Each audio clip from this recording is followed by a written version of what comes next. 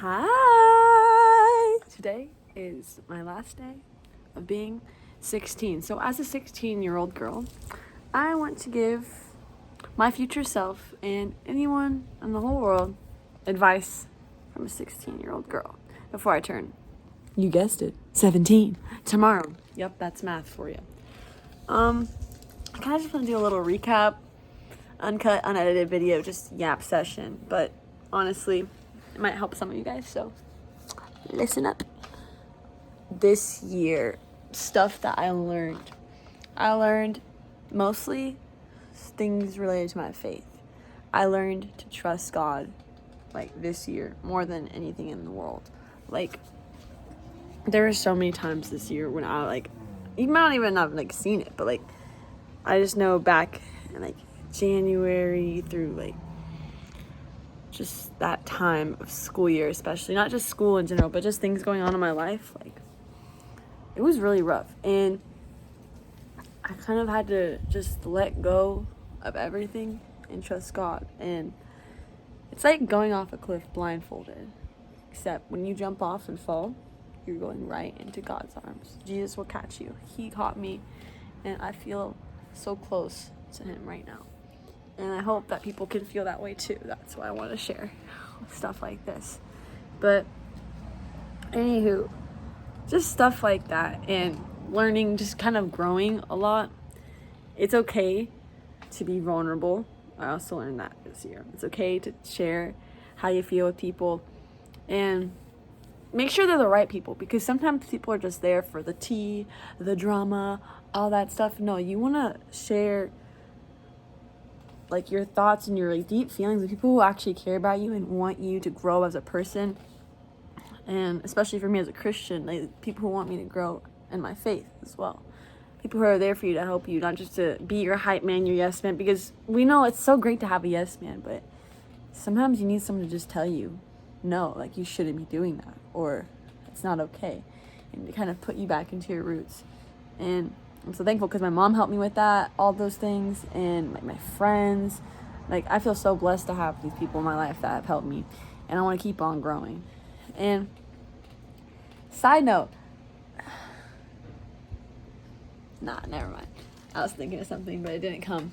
And also, like, I just joined, a little update, the basketball team. I mean, varsity, and there is a lot of running. And at first I was like, oh man, I don't want to do this. This is too much running.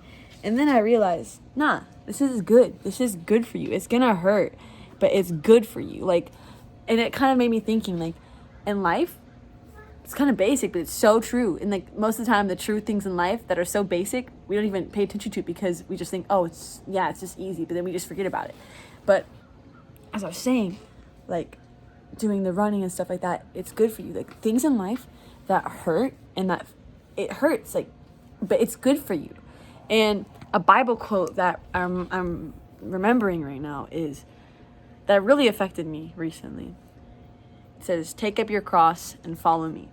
That's what it means to be a Christian. You take up your cross and follow Jesus Christ. And you can just easily just say, yeah, I'll take up my cross. I'm going to do all these things. I'm going to boom, boom, boom. No, like, taking up your cross means you have to deny yourself, because there are so many worldly, earthly things that we want in this world. There are so many things that tempt us, so many things that make us go off the path of salvation.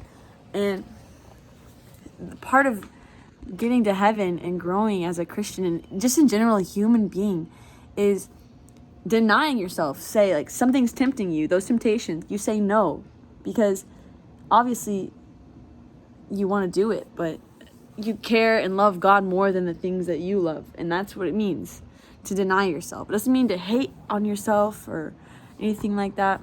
It just means to do the things that you know God would want you to do. And you know deep down inside if you're doing something wrong. And so do I. I mean, I mess up a lot. And God willing, I'll get better at that. And I want to keep on growing. But yeah, and just back to, like, the trusting God part. It's really hard to trust this plan, because in life you want things right now. You want it boom, boom, boom. Like, I wanted to do this, I want to do that. And I get really distracted all the time because just me as a person, I'm like just always wanting to do something or just always having these big ideas. But what was I talking about? Oh yeah. Or just like having these big goals and aspirations or like desires. But the thing is, we want it and we're seeking after it. But sometimes the right thing at the wrong time is the wrong thing. That's what my mom always says. The right thing, the wrong time is the wrong thing. Because you could want something or you could want to be with someone, but it's the wrong time. It's not going to work out because everything should be in God's timing. It should be Him who we should be sending our lives off, not us trying to conform the church. For me, I'm an Orthodox Christian. We shouldn't conform the church to fit our needs. We should conform, like we should change. That's not that word. We shouldn't change the church to fit our needs. We should change ourselves to fit the church's needs. Because God is the same today, yesterday, tomorrow, forever and always. And I'm so glad that I learned that. And it's really helped me.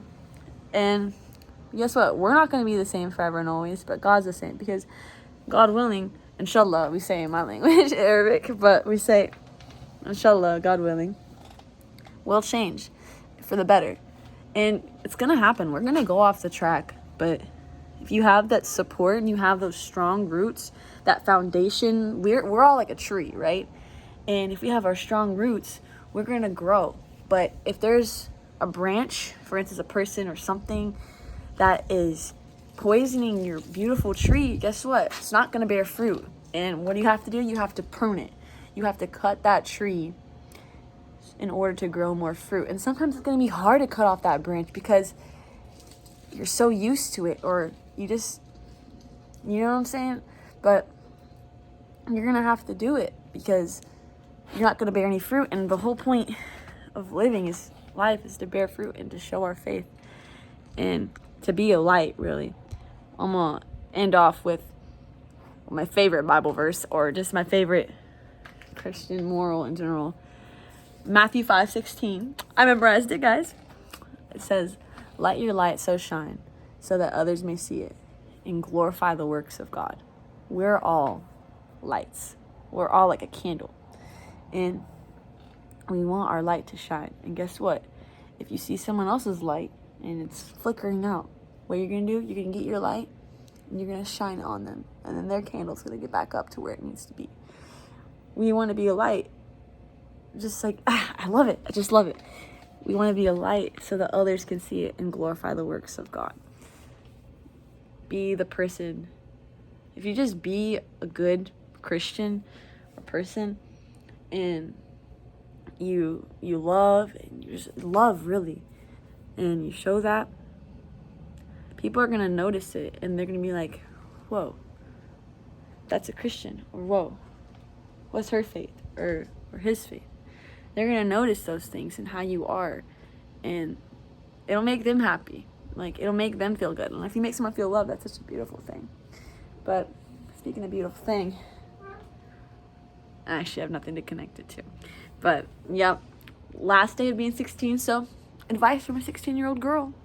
Maybe tomorrow you'll get advice from a 17-year-old girl. But I don't know. Ah! Oh my God, a squirrel just ran. Okay, well, speaking of run, I gotta dip. Bye!